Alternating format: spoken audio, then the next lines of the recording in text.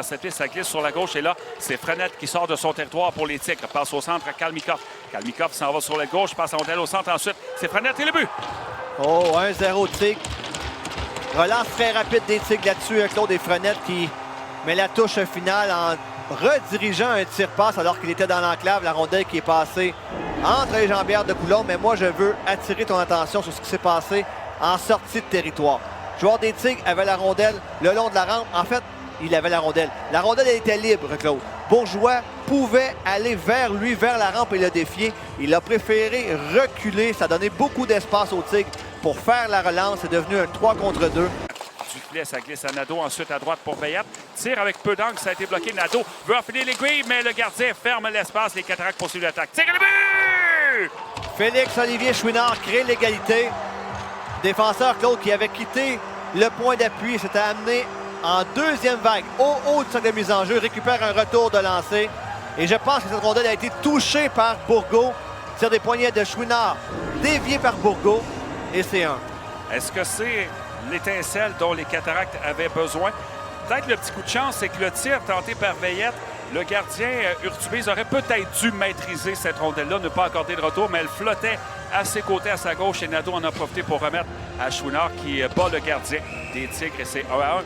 Oui, déviation légère, mais... Poursuit pour les Cataractes, on a tenté un tir du coin, ça a touché l'extérieur. C'est pris par Bédard, passe à Martin, mais Martin a été solidement frappé au moment de tirer.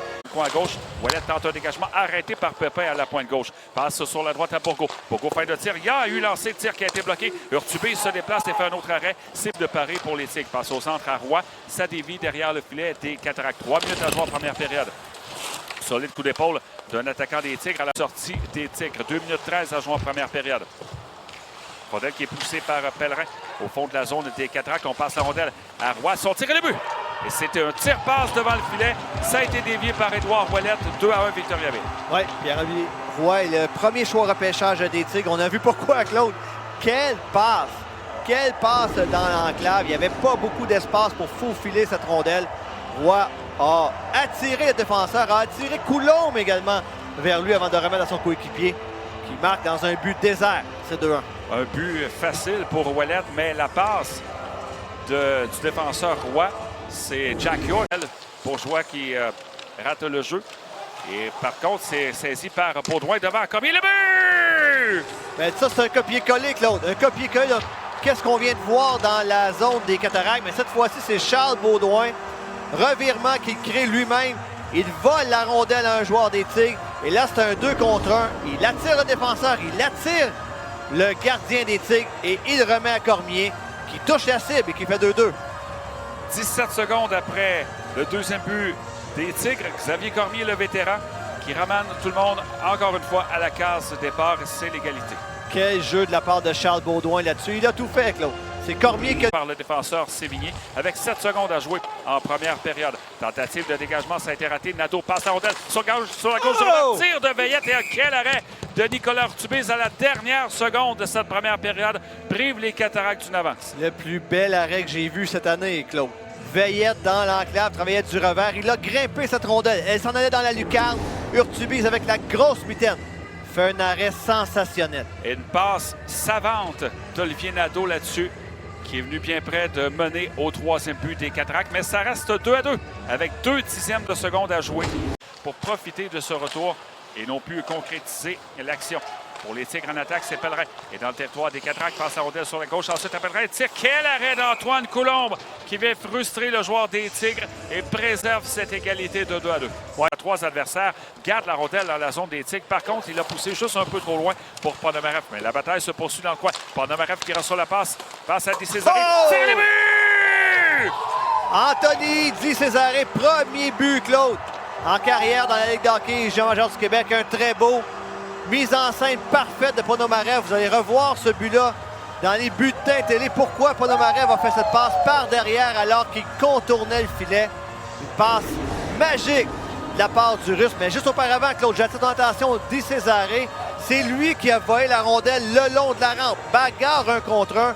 Il gagne cette bagarre, remet Ponomarev et il est récompensé par son premier filet en carrière. Les Cataractes prennent l'avance 3-2 avec 5 minutes 30 à jouer dans cette deuxième période. Nous, on va y revenir après la pause, alors que la rondelle dans la zone des Cataractes, on doit revenir en zone 2. Mikhail Abramov est sur l'aile gauche face au défenseur bourgeois, se ressort sur la droite. Son tir qui a été bloqué. Le retour est là. C'est le but! Égalité 3-3 créée aussitôt par Alex Degagné.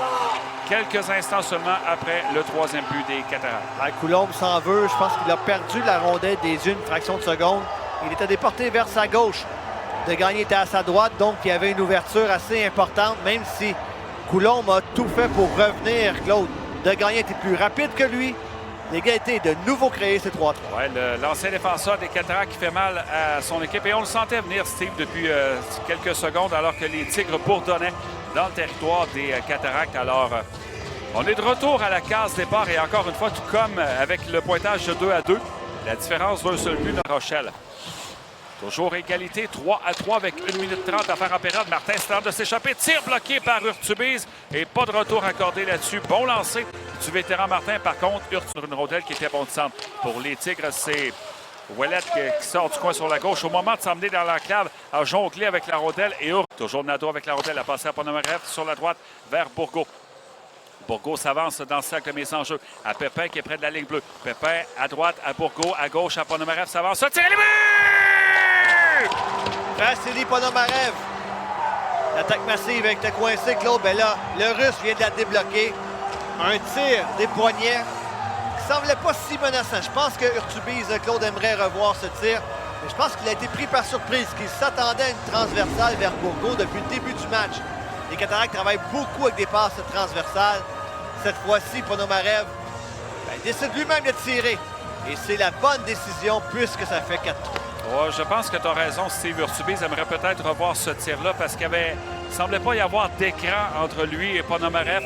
Et 22 secondes après le début de l'avantage numérique, Ponomarev donne l'avance aux Cataractes. C'est 4-3.